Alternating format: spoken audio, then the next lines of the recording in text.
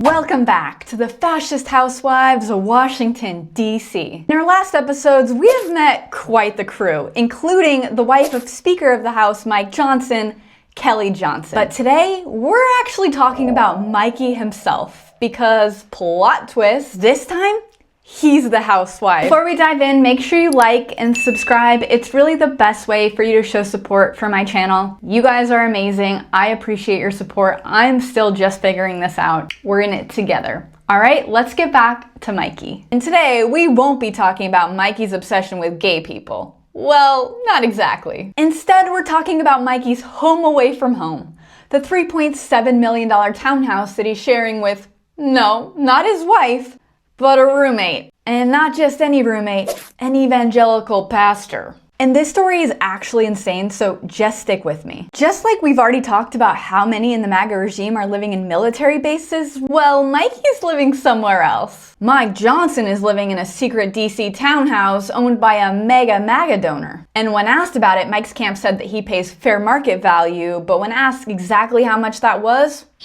now this story was first revealed by ProPublica earlier this year, but somehow not enough people talked about it. The owner is this guy, Lee Beeman, a big-time, mega-wealthy GOP donor and longtime funder of far-right causes. And if the name sounds familiar, that's because Beeman's divorce made Nashville tabloid history. His fourth ex-wife, yes, you heard that correctly, claimed he forced her to sit through training films of him sleeping with prostitutes. And if that wasn't bad enough, she also claimed that he was so addicted to pornography that he would watch it on his iPad while sitting in the same room as his family, including his minor son. Real family values energy here. But let's go back to the roommate, the person living in the house with Mikey Johnson. That would be Steve Berger. Evangelical pastor, self-appointed discipler of lawmakers, and apparently now Mikey's new live-in spiritual sponsor. Now Steve's not just any pastor. He's a Tennessee megachurch guy that once preached that January 6th was overblown,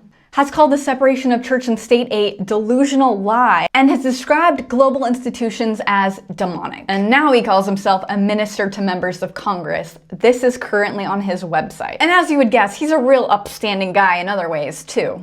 He and the owner of the house, Lee Beeman, were both ardent supporters that Donald Trump won the 2020 election and openly called for Congress to overturn the results. And just like Mikey and his wife, Steve is also very vocally against same-sex marriage, saying it opens the door to all manner of sexual depravity and wickedness. But don't worry, he insists that he has friends that are practicing homosexuals, people that he loves and cares about.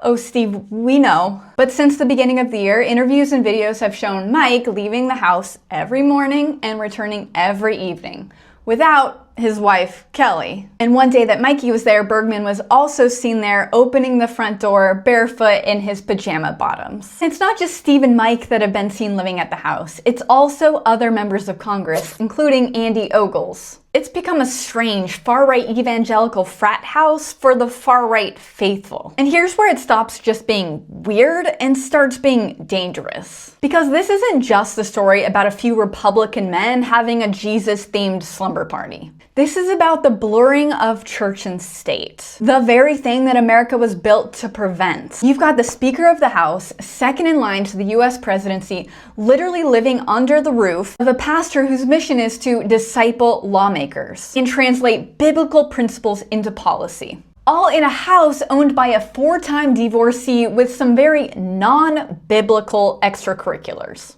And that, my friends, is how Speaker of the House Mike Johnson turned into the frat boy fascist housewife of Washington, D.C.